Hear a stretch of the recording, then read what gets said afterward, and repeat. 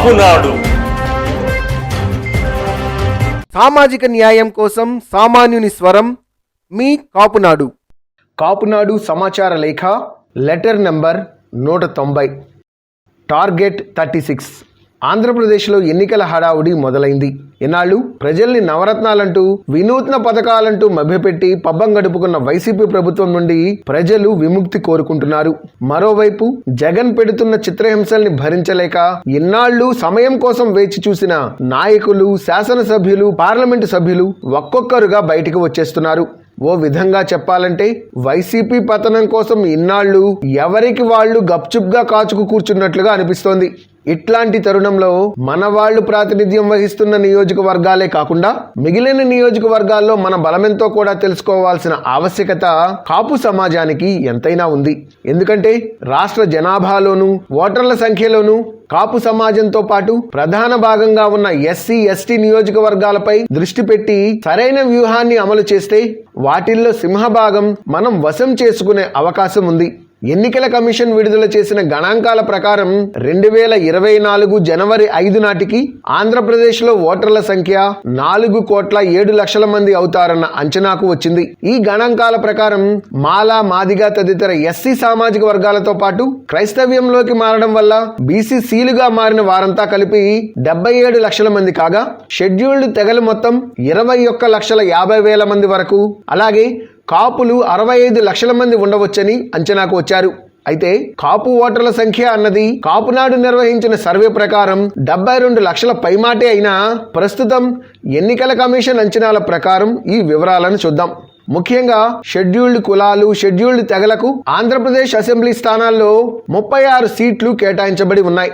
అవి Araku ST, Kurupam ST, Paderu ST, Palakonda ST, Parvathipuram SC, Rampachodavaram ST, Saluru ST, Rajam SC, Payakaraopeta SC, Amalapuram SC, Pathagannavaram SC, Razole SC, Gopalapuram SC, Kovvur SC, Chintalapudi SC, Polavaram ST, Pamarru SC, Nandigama SC, Tiruvuru SC, Prathipadu SC, Tadikonda SC, Vemuru SC, Santhanuthalapadu SC, Yerragondapalem SC, Kondapi SC, Gudur SC, Satyavedu SC, Sullurpeta SC, Gangadhara Nellore SC, Pothalapattu SC, railway Koduru SC, Badvel SC, Nandikotkur SC, Kodumur SC, Madakasira SC, Singanamala SC. ఈ reserved స్థానాల్లో కూడా 7 స్థానాల్లో కమ్మ సామాజిక వర్గం, మరో 7 స్థానాల్లో రెడ్డి సామాజిక వర్గం, 20 స్థానాల్లో మన కాపు సామాజిక వర్గం ప్రధాన బలంగా ఉన్నారు. ఈ నియోజకవర్గాల్లో వాటికి ప్రాతినిధ్యం వహిస్తున్న సామాజిక వర్గాల ఓట్లు ఎటువైపు మళ్లితే గెలుపు ఆ వైపుకే అన్నది ఇక్కడ మనం అర్థం చేసుకోవాలి. అంటే ప్రస్తుత ఆంధ్ర ప్రాంత రాజకీయ పరిస్థితుల్లో జనసేన, తెలుగుదేశం పొత్తులో ఉన్నందున మన ఉమ్మడి బలం ఈ రిజర్వ్డ్ స్థానాల్లో 27 నియోజకవర్గాల్లో స్పష్టంగా ఉందన్నమాట. 2019లో జరిగిన సార్వత్రిక ఎన్నికల్లో ఈ 36 సీట్లలో తెలుగుదేశం పార్టీ కేవలం ఒకే ఒక సీటు కొండపిలో గెలుచుకుంది. అలాగే రాజోలు నియోజకవర్గంలో జనసేన పార్టీ తమ సొంత జన సైనికుల బలంతో అఖండ విజయం సాధించగలిగింది. మరో విషయం ఏంటంటే 2019 సార్వత్రిక ఎన్నికల్లో అధికారం కోల్పోయిన తెలుగుదేశం పార్టీకి, అధికారం చేపట్టిన వైఎస్ఆర్ కాంగ్రెస్ పార్టీకి సాధారణ నియోజకవర్గాల్లో ఓట్ల శాతంలో 10% లోపే తేడా ఉంటే, ఎస్సీ రిజర్వ్డ్ నియోజకవర్గాల్లో అది 15% కంటే కొద్దిగా ఎక్కువే ఉంది. ఎస్టీ నియోజకవర్గాల్లో ఓట్ల శాతంలో తేడా 20% ఉంది.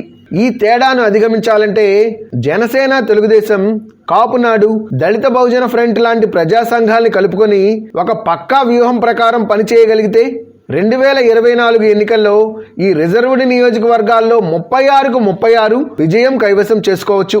ఈ ప్రణాళిక తెలుగుదేశం, జనసేన కూటమి అధికారంలోకి రావడానికి కీలక పాత్ర పోషిస్తుంది. అంతేకాకుండా జనసేన, తెలుగుదేశం పార్టీలు రెండు ఆయా స్థానాల్లో ద్వితీయ శ్రేణి నాయకత్వాన్ని మరింత బలపరచడంతో పాటు కలిసి పనిచేసే వాతావరణాన్ని, రెండు పార్టీల్లోని కింది స్థాయి నాయకుల్లో, కార్యకర్తల్లో సానుకూల దృక్పథాన్ని, అధినాయకత్వం పెంపొందించేందుకు అవసరమైన కార్యక్రమాలు చేపట్టాలి.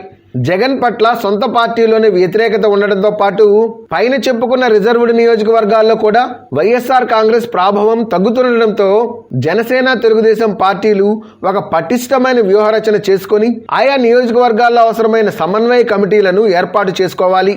క్షేత్రస్థాయిలో పనిచేసే కార్యకర్తలతో దిగువ స్థాయి నాయకులతో చర్చలు ఏర్పాటు చేసి కలిసి పనిచేయడం వల్ల ఏ విధంగా లాభపడతామో అన్నది వివరించగలగాలి. ఇందుకోసం నాయకులతో పాటు మార్పు కోరుకునే ప్రజా సంఘాల్ని, కుల సంఘాల్ని సంఘటితం చేసి తక్షణ కార్యాచరణ ప్రణాళికను రూపొందించుకోవాలి. మరో విషయం, గతంలో ప్రజారాజ్యం కోసం పాటుపడిన చిరంజీవి యువతతో పాటు చిరంజీవి, పవన్ కళ్యాణ్, రామ్ చరణ్, అల్లు అర్జున్ వంటి హీరోల అభిమాన సంఘాల్ని క్షేత్రస్థాయిలో ఉపయోగించుకోవడం వల్ల ప్రజానాడి తెలుసుకొని ప్రణాళికల్లో అవసరమైన మార్పులు, చేర్పులు చేసుకోవాలి.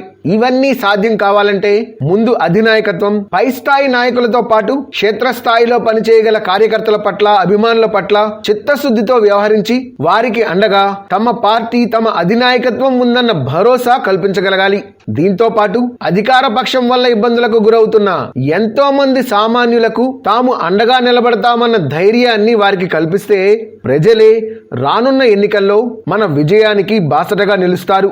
అభినందనలతో గాళ్ల సుబ్రహ్మణ్యం, కాపునాడు జాతీయ అధ్యక్షులు, కార్యవర్గ సభ్యులు, అఖిల భారత కూర్మి క్షత్రియ మహాసభ.